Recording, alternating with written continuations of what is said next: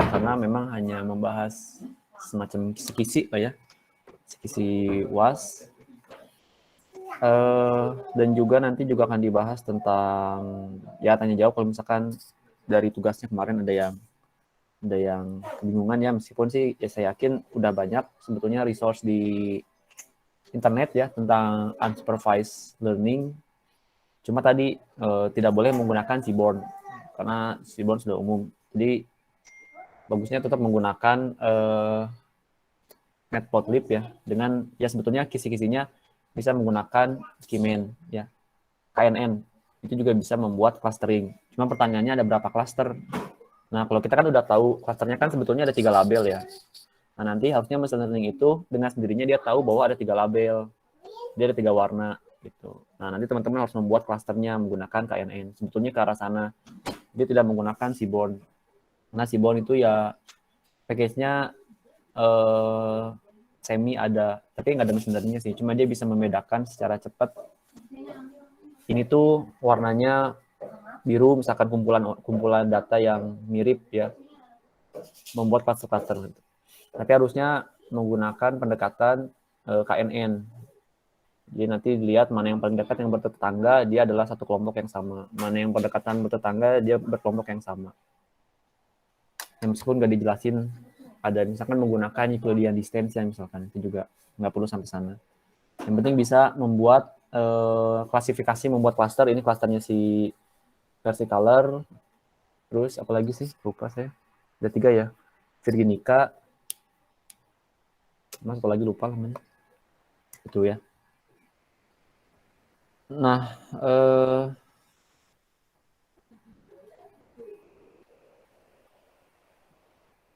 sekarang di sini lagi share screen Microsoft Word ya.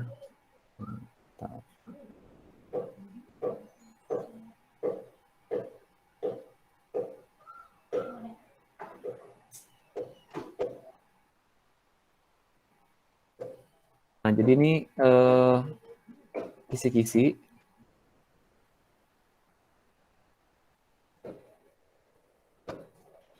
Yang pertama itu ini semua soalnya adalah multiple choice ya. Multiple choice. Jadi semuanya pilihan, nanti pilihannya mungkin beragam, ada yang optionnya sampai D, ada yang optionnya sampai E, ada yang true or false.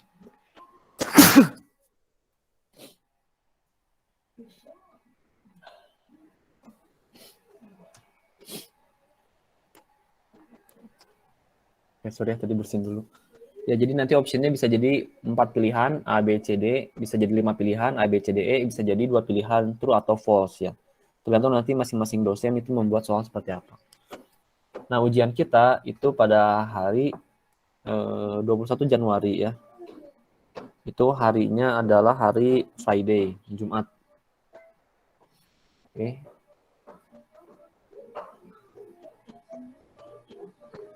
Nah, materi pertama nanti tentang Hello World ya, tentang basic Python seperti biasa, lalu masuk ke percabangan, fungsi string, pemrosesan teks ya, lalu PBO.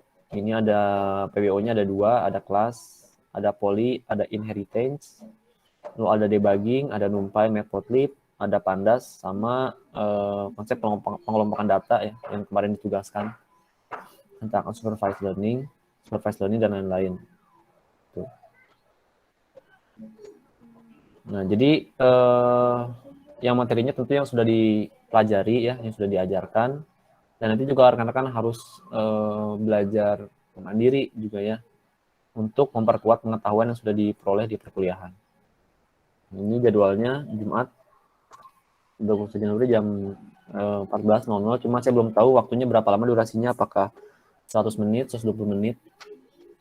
Dan juga belum ada aturan secara detail sih sebetulnya apakah nanti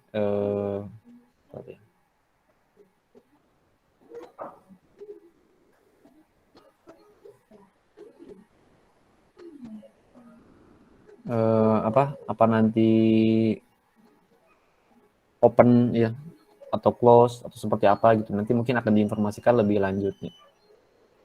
Tapi sementara yang pasti adalah soalnya semua multiple choice. Jadi nggak gabungan antara essay dan multiple choice. Jadi semuanya full multiple choice.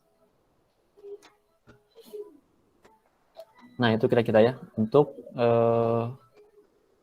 UAS.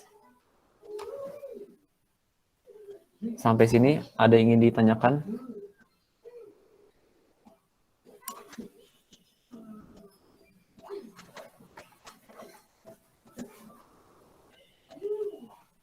Pak, izin bertanya.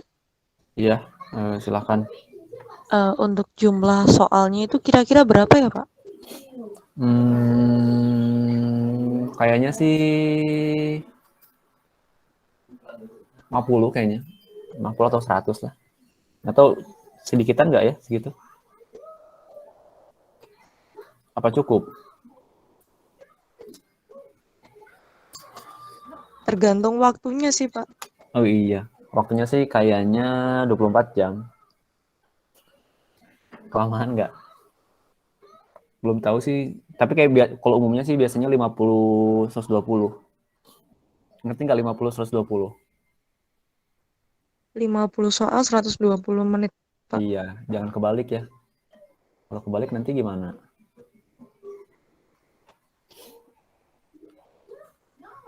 Kemungkinan besar segitu sih. Soalnya masing-masing dosen diminta sekitar, itu kan ada berapa subjek PMK ya dia. Ada 9 ya. Ada 9 tuh 9 kali 24 lah. 9 kali 25 berapa tuh? Jadi bang soalnya ada sebanyak itu kurang lebih bang soalnya. Nanti tinggal tergantung nanti koordinator mau mengeluarkan berapa soal, apa 25, 50. Tapi biasanya sih secara umum kalau multiple choice biasanya 50 120. Jadi jarang lah lebih dari 50. Pasti maksimal 50 atau mungkin kurang dari itu.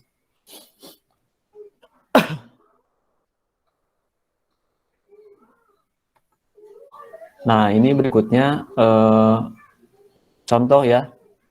Contoh ya meskipun kalau bisa ya jangan sama-sama persis lah dengan apa? Dengan yang dari Kegel ya.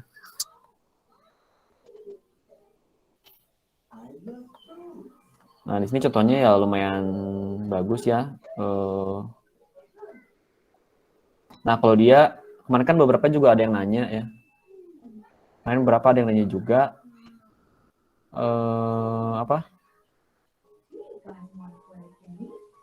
Si datasetnya itu dapat dari mana gitu ya. Nah, sebetulnya dataset Iris CSV itu sama dengan keluaran di Escalent ya datasetnya. Itu sebetulnya sama aja. Jadi kalau kita lihat pasti nanti nilai angkanya itu sama persis ya. Nah, bedanya dia ada CSV. Nah, jadi datanya semuanya seragam menggunakan Iris ya sebetulnya kemarin itu. Nah, kalau di sini sih dia pakai package-nya ada NumPy, ada Pandas. Ini ada warning ya supaya dia menghindari kalau ada error tipis gitu ya. Nah, cuma dia di sini menggunakan Seaborn ya. Nah, di sini kita tidak boleh menggunakan Seaborn untuk tugasnya kemarin. Tapi harus menggunakan PLT. Ya. Jadi yang kayak gini tuh sebetulnya ya bisa kayak ini kan udah otomatis keluar spesies bla bla bla bla bla. Kenapa bisa keluar ini Iris sentosa versicolor virginica? Karena di dalam datasetnya sudah ada label tuh, sudah ada label Iris virginica bla bla bla bla bla bla ya. Sudah ada spesiesnya. Nah, maksud unsupervised learning itu, jadi si machine learning itu hanya punya data ini aja, sepaleng, sepalwidth, petal, dan lain-lain. Dia nggak punya spesies-spesies, dia nggak punya informasi ini gitu. Tapi dengan karakter ini dia bisa membedakan mana, nah kayak gini misalkan. Nah, jadi kan harusnya kan ada K-nya kan K-nya 3 kan. Nah, ini kalau misalnya klasternya 4, bisa juga klasternya 4 gitu. Jadi seolah-olah ada 4 kelas. Meskipun kan kita tahu sebetulnya kan hanya ada 3 kelas ya. Tuh, nah, tapi dianggap bahwa si machine learning itu nggak tahu sebetulnya ada berapa kelas itu nggak tahu. Kan namanya juga unsupervised ya. Tidak bukan tidak terkontrol, tidak terawasi gitu ya, unsupervised learning. Kalau supervised learning kan dikasih tahu labelnya ada 3, jadi otomatis ya clusteringnya pasti ada 3. Nah, kalau ini tuh ceritanya si machine learning tuh nggak tahu ada berapa cluster, nggak tahu ada berapa label. Nanti dengan KNN bisa ditemukan kira-kira yang lebih cocok tuh 2 label, 4 label, 3 label, atau bagaimana. Nah, kalau original labelnya kayak gini. Nah, ini juga bisa menggunakan PLT ya. Jadi di sini nggak menggunakan, ya di sini kalau nggak menggunakan ini kok, nggak menggunakan SNS. Di full di sini menggunakan PLT ya, atau Matplotlib. Jadi karena beberapa mahasiswa sempat ada yang nanya tentang penggunaan SNS ya.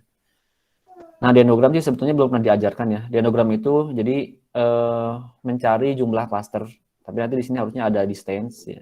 Jadi berapa klaster nanti yang akan kita tentukan menggunakan dendrogram. Ini ada Euclidean distance ya, sebetulnya ini juga belum diajarkan ya di S1. Sebetulnya diajarkannya sih nanti di S2 atau mungkin di AI dan Big Data diajarkan jarak terpendek antar klaster yang membuat mereka menjadi satu kumpulan klaster gitu ya. Di sini ada double check untuk kita. Jadi ceritanya awalnya si orang ini ngerjainnya dia pakai 99 clustering percobaannya. Lalu muncullah pendekatan sampai 4 clustering. Habis itu 4 clustering dicoba satu persatu. Kira-kira jumlah cluster mana yang paling cocok dengan mesin learning ini. Jadi sih sebetulnya di sini nggak ada tentang akurasi ya. Kenapa nggak ada tentang akurasi? Karena memang kita tidak menggunakan supervised learning. Jadi kita nggak punya train dataset dan juga tes dataset ya gitu. Nggak ada tes, nggak ada train. Jadi pokoknya ada data, itu datanya harus dipisahkan gitu. Berdasarkan Euclidean design, berdasarkan kemiripan dari data. Ya tentu datanya ada 4 ya fiturnya, sepal panjang lebar sama petal panjang lebar. Nah itu ya sebetulnya arah pengerjaan unsupervised learning. Jadi meskipun udah banyak resource ya, udah banyak source di internet, tapi saya harapkan teman-teman tetap ngetik sendiri, jangan copy paste. Tuh. Jadi kalau dia pakai datanya punyanya si CSV, ini datanya ya,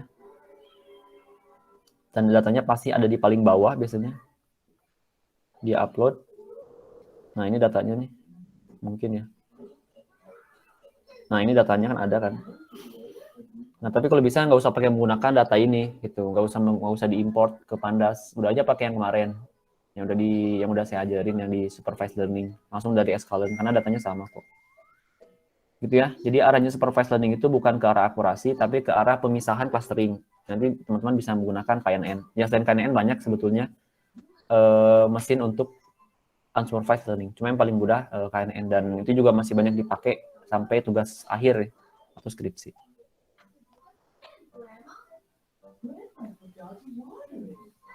Nah, itu paling pertemuan kita hari ini. Jadi singkat membahas tentang unsupervised learning dan juga kisi-kisi. Kisi-kisi UASnya sebetulnya belum lengkap ya, karena nanti belum ada penjelasan tentang berapa durasi pengerjaan UAS, berapa jam yang dibutuhkan ya. Tapi nanti kalau sudah ada, saya beri kabar ke grup mungkin ya.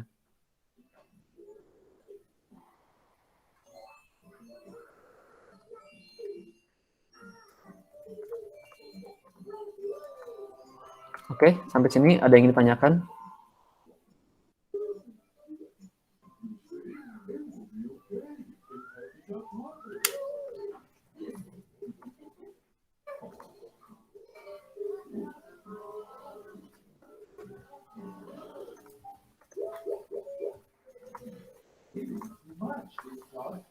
Oke, aman semua ya. Sementara kalau tidak ada yang ditanyakan, sebenarnya sudah cukup ya. Jadi memang pukulannya tidak lama-lama, karena yang harus berlama-lama itu adalah mengerjakan supervised learning.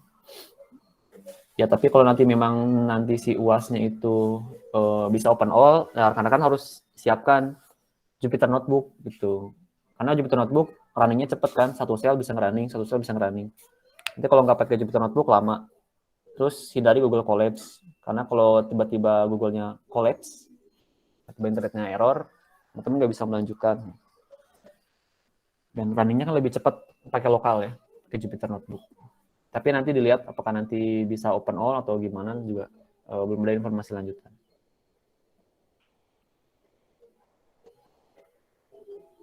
Oke, semuanya aman? Apa masih ada yang ingin yang ditanyakan?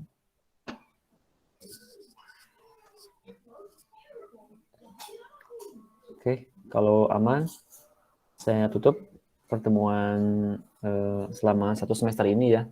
Saya ucapkan terima kasih kepada rekan-rekan yang sudah mengikuti ya 3 kelas bersama saya, TT03, 10, dan 11.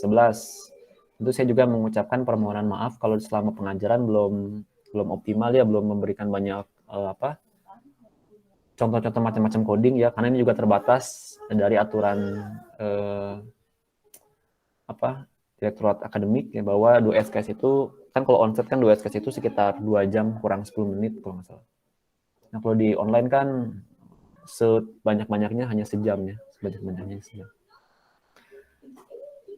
Dan juga saya berharap juga teman-teman kalau mengerjakan tugas ya kerjakan sendiri sebisa mungkin ya, karena resource di internet juga banyak, tinggal dimodifikasi, tinggal di assembling ya, tinggal dipasang-pasangin. Jadi hindari joki-jokian ya gitu.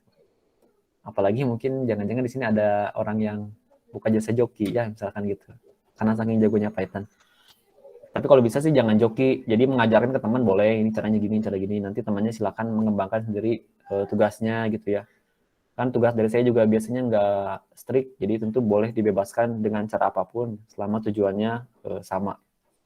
Jadi pesan saya selama online course, saya juga tahu online course juga nggak ya nggak bagus-bagus banget ya maksudnya, karena saya juga nggak bisa menatap teman-teman apakah sedang ada di depan laptop ya, atau menggunakan HP, atau misalkan lagi di kafe, atau mungkin saya kayak podcast misalkan cuma didengerin suaranya, di situ teman-teman ngerjain apa gitu yang lain kan nggak bisa ke kontrol ya.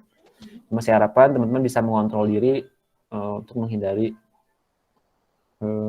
berbagai macam joki-jokiannya. Jadi bisa mungkin tugas dikerjakan sendiri, karena teman-teman berkuliah di Telkom untuk mengembangkan pendidikan, mengembangkan pengetahuan, dan juga mengembangkan skill ya.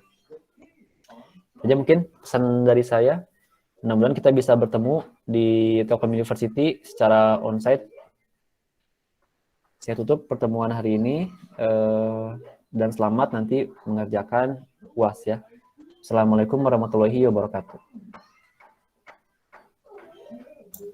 Waalaikumsalam warahmatullahi wabarakatuh. Terima kasih, Pak. Terima kasih, Pak.